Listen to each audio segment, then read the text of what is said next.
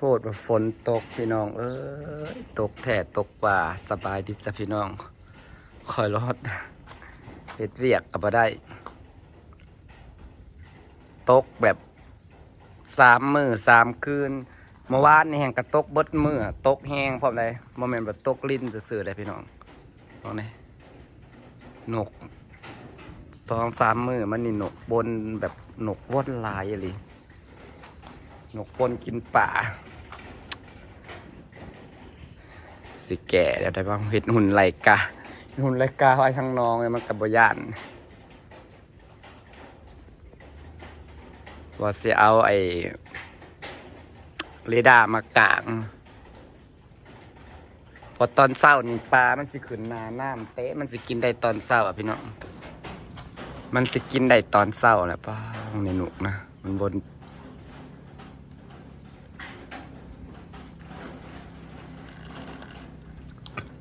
ญาติมันกินปลาเบิดพี่น้องนกบนปลาบนแถบบนหวา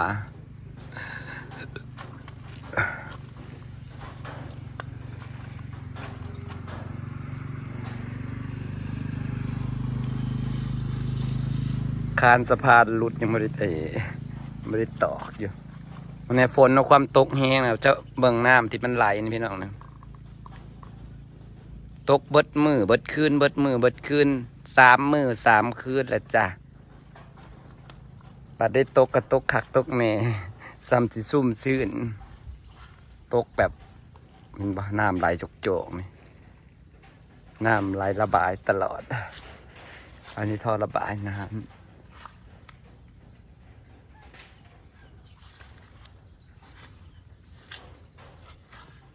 ไหลคักไหลแหน่บัวก็ออกไหล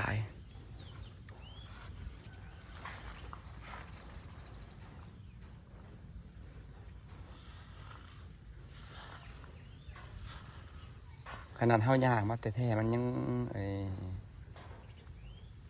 มันยังวนไปวนมาอยู่นกนะสับกระดกกระดิยาเทนะ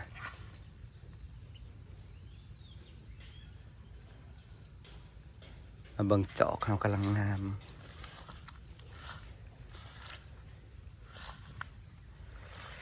ฝนตกเราอยากเห็ดเวียกเห็ดเงินก็ได้กินยาพี่น้องเริ่มงามเลยดอกกระเจียวค่อยก็ได้เด้บ่จักปิดปลูกคอก็ต้องมีศัตรูพืชเนาะพี่น้องเนาะบ่จักแมงไหม้บ่จักอีหยังเมื่อน่ะไปหาเห็ดปวกไปคน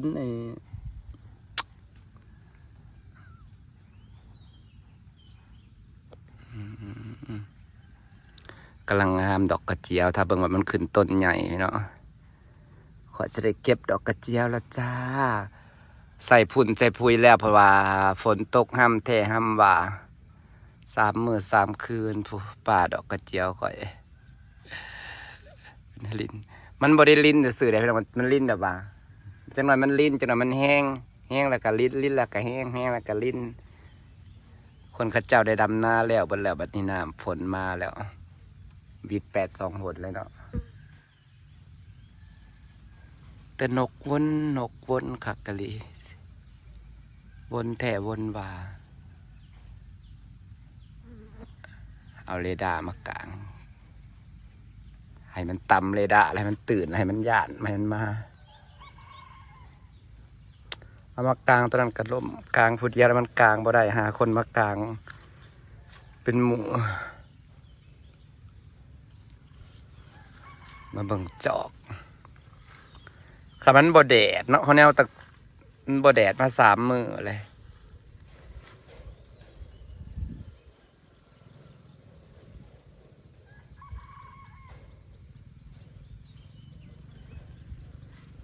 บ่แดดมา3 มื้อแล้วจ้า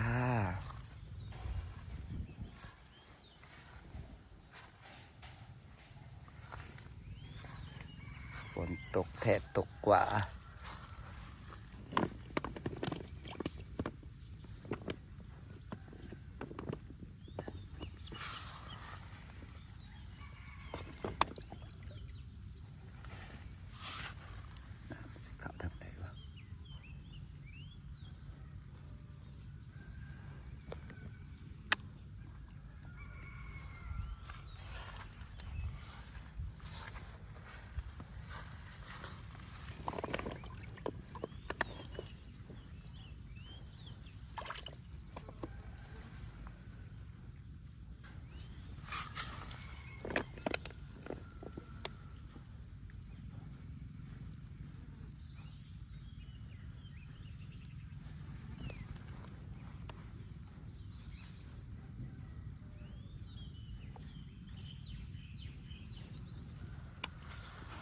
มีบอลหัวป่ะ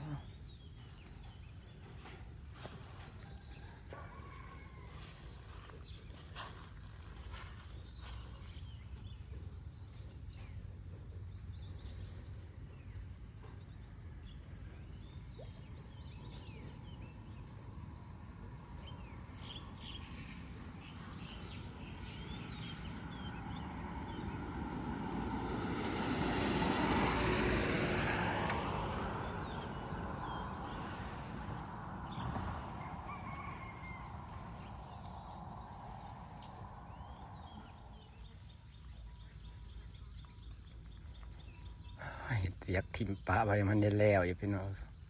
ฝนตกแท้ตกว่าตกกลิ่นใบดอกกระเจียวกำลังใหญ่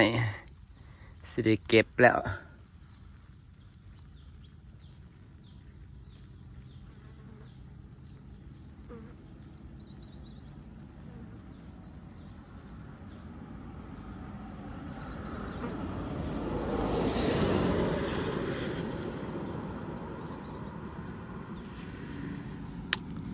นี่สิได้เก็บเลยสิได้เก็บดอกกระเจียวแล้วพี่น้อง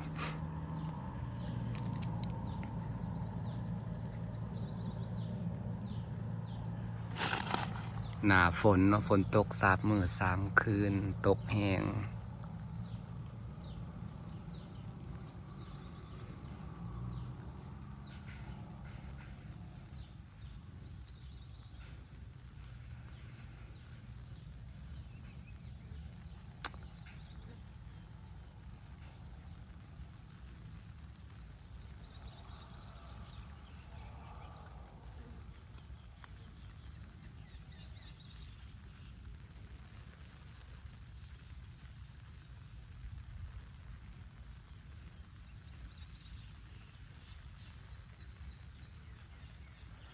สิบ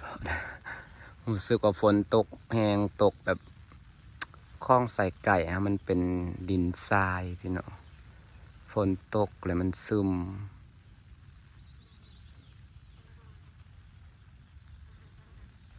ฝนตกหลายมื้อหลายแห้งแล้วนะมันซึมน้ำอยู่พื้นเลยมันเจือน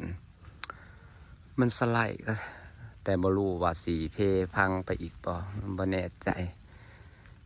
เฮ็ดอีหยังกับผิดพลาดไปเบิดหน้าฝนเนาะพี่น้อง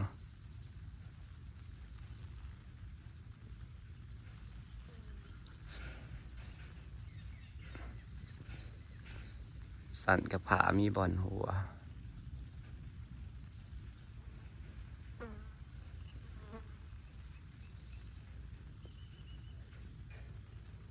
ฝนตกลายและน้ำสะสมเลาะบีบตรงคลองใส่ไก่นะผาภูเต็มอยู่เฮ้ยมีแนวให้เมื่อยใจอีกแล้วคิดผิดประคอยขุดคลองนี่ต้นไม้กำลังงามหญ้าก็มันได้เก็บอยู่ฝนตกอันนี้เนี่ยคือคอยเด้นี่จังมันก็แห้งไปอีกเด้อน้องคอยแล้วก็แห้งคอยแล้วก็แห้งจะว่าน้ำนะอ่างที่อ่างแดนน้ำมันแบบว่าเป็นน้ำซึมดอกกระเจียวครับว่ากำลังงาม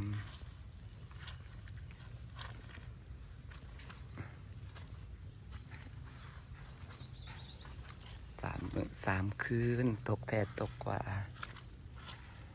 ผ่าเริ่มพูอีกแล้วจะเกิดยังขึ้น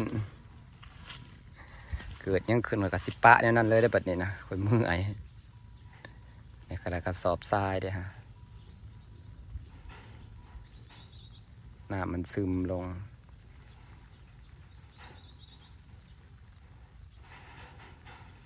ผ่าภูเต็มอยู่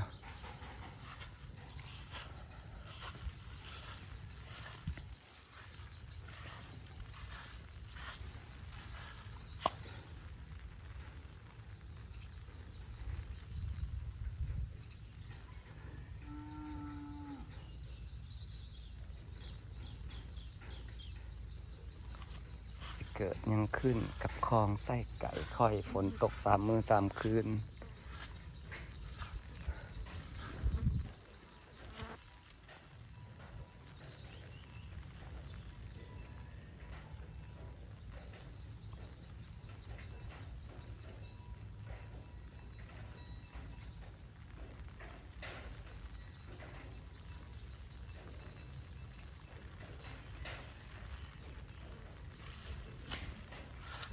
ตกใจพี่น้องคลองมีการเปลี่ยนเลยตกใจถ้าเบิ่งมันสิเกิดหยังขึ้นเอาบ่ไปวนสิฝากบรรยากาศไว้ซ้ำนี้ล่ะพี่น้องเอ้ยญาติมีแนวให้เมื่อยอีกเด้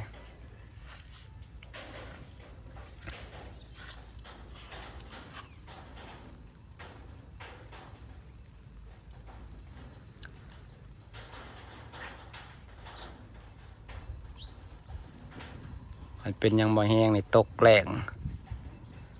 ตกเลยอย่างสิลื้อฝาลื้อผ้าออกหอนยำแรงยังแก้ไหมนกก้นเรียรอมีแต่แนววนโอ้ยส่วนทุเรียนครับบอกไปนะต้นทุเรียนเห็นเป็นงอกแล้วเขายังบ่เห็นขึ้นต้นอยู่ปะอุตส่าห์อ้อมไว้ฝากบรรยากาศไว้ซ้ำนี่แล้วจ้าพี่น้องมาลุ้นน้ำกัดว่าคลองค่อยสิเป็นจังใดต่อไปเห็นผ่าเป็นภูออกมาสร้างมันเกิดจังขึ้นก็แล้วแต่